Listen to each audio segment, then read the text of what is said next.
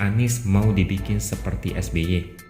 Anies mau dipoles agar dirinya terkesan dizolimi oleh pemerintah. Ini sih sudah terlihat tanda-tandanya.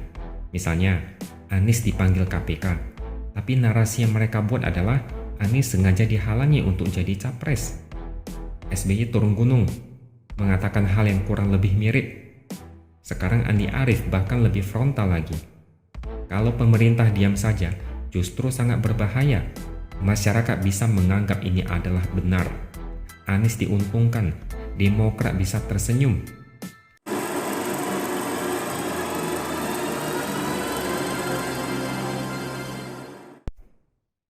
Selamat pagi, siang, sore, malam. Bertemu lagi dengan saya X Hardy di Opini Sewer.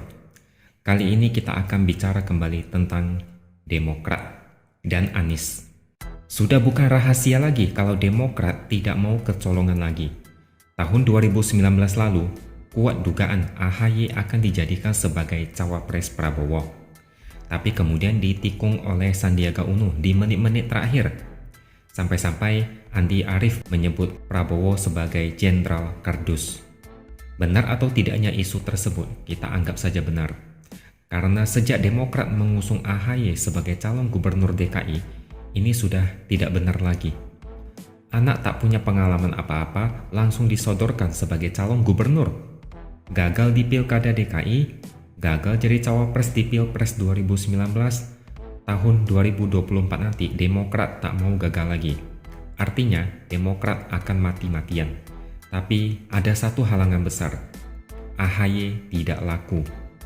Tidak ada partai lain yang tertarik apalagi melirik. Demokrat pun tak cukup kursi untuk mengusung AHY. Makanya mereka ngotot minta presidensial threshold 0%. Tapi sayang, gagal juga. Harapan terakhir ada pada Anies. Beberapa survei memasangkan duet Anies AHY.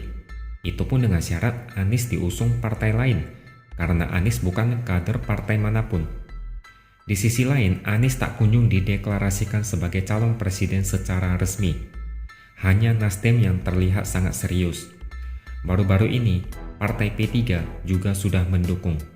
Tapi itu juga tidak menjamin Anies pasti diusung. Nasdem pun belum menjamin.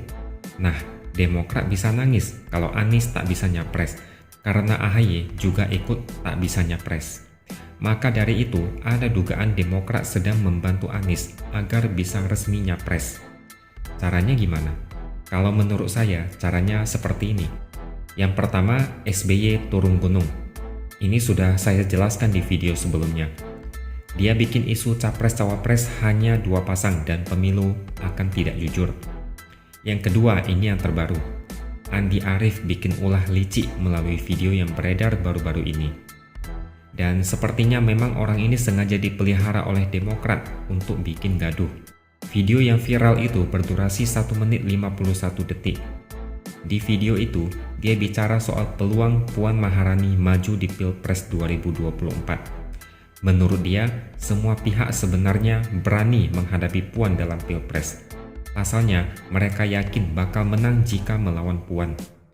Tapi ada satu hal yang membuat Puan Maharani bisa menang, yaitu semua ditangkapi. Lalu dia membuat fitnah keji terkait presiden. Dia bilang begini, SBY sudah mendengar langsung skenario 2 pasang. Lalu dia melakukan pengecekan pada orang yang mendengar langsung dari mulutnya Pak Presiden. Pak Presiden hanya mau 2 calon.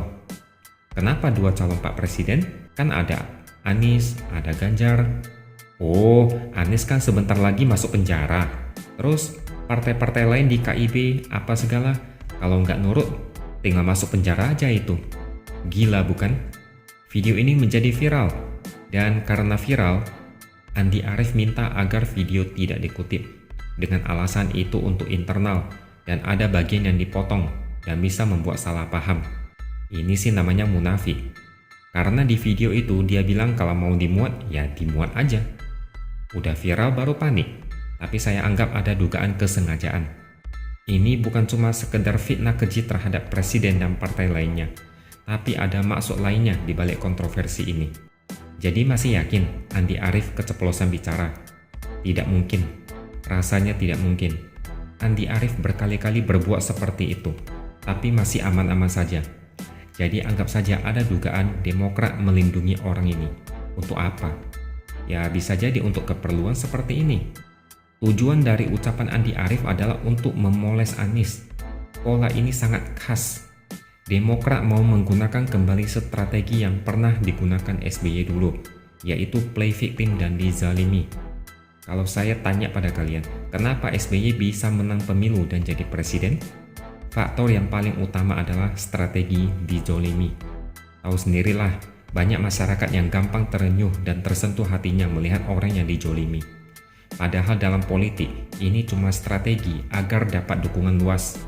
Cara ini sepertinya mau dipakai lagi oleh Demokrat. Anies mau dibikin seperti SBY. Anies mau dipoles agar dirinya terkesan dizolimi oleh pemerintah. Ini sih sudah terlihat tanda-tandanya. Misalnya, Anies dipanggil KPK, tapi narasi yang mereka buat adalah Anies sengaja dihalangi untuk jadi capres. SBY turun gunung, mengatakan hal yang kurang lebih mirip. Sekarang Andi Arief bahkan lebih frontal lagi. Kalau pemerintah diam saja, justru sangat berbahaya. Masyarakat bisa menganggap ini adalah benar. Anies diuntungkan, Demokrat bisa tersenyum. Anies dizolimi supaya masyarakat terenyuh, bersimpati, dan elektabilitasnya makin tinggi, sehingga peluang diusung partai politik juga semakin tinggi. Ingat kembali rumusnya, Anies capres, maka AHY bisa cawapres. Anies adalah kuncinya. Makanya Demokrat mati-matian. AHY memang sudah disiapkan sebagai cawapres. Tinggal Anies yang harus dipastikan bisa menjadi capres. Tapi sebenarnya ada beberapa hal yang bisa bikin Demokrat hancur berantakan. Salah satunya Nasdem. Beberapa hari lalu, menurut politikus Nasdem, Julvan Lindan, ada dua nama bakal capres yang berpeluang diusung Nasdem, yaitu Ganjar dan Anies. Tapi Ganjar disebut ada hambatan secara psikologis. Berani nggak dia keluar dari PDIP? Kalau Ganjar nggak berani, maka mutlak Anies yang diusung. Dari sini terlihat kalau Nasdem sangat ngarep pada Ganjar. Ganjar adalah pilihan pertama, sedangkan Anies hanya cadangan, tapi dijadikan sebagai pancingan agar Ganjar segera ambil keputusan. Kalau Ganjar, katakanlah menyeberang ke Nasdem, AHY KO. Meskipun ini agak sulit terjadi, tapi di politik segalanya bisa terjadi. Dan ada skenario lain di mana AHY bisa gagal dan nangis darah. Misalnya, Sandiaga kembali menikung AHY. Jangan lupa, Sandiaga juga sudah siap ikut pilpres, dan dana dan logistiknya juga banyak. Skenario lainnya adalah seperti nyanyian yang dilakukan mantan Ketua KPK Antasari Azhar yang meminta SBY jujur soal kasus pembunuhan Nasruddin Zulkarnain yang membuatnya menjadi terpidana. Antasari melakukan ini di tanggal 14 Februari 2017. Itu dilakukan pada tepat 1 hari sebelum hari pemungutan suara Pilkada DKI. SBY sampai mewek dan menyebut itu salah satu penyebab AHY kalah. Antasari punya alasan tersendiri, di mana tanggal tersebut adalah tanggal kejadian penembakan Nasruddin Zulkarnain. Berkaca pada kejadian ini, mungkin ada banyak hal lain yang tidak terungkap, yang jika terbongkar bisa bikin Demokrat kembali terjatuh. AHY bisa jungkir balik. Cara Demokrat sebenarnya sudah basi. Jangan dikira main kasar bisa menang. Pihak lain juga bisa.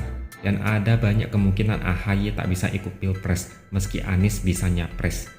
Dan jujur saja, AHY gagal, banyak yang bakal pesta pora melihat keprihatinan SBY. Sekian opini dari saya, sampai jumpa lagi di video berikutnya.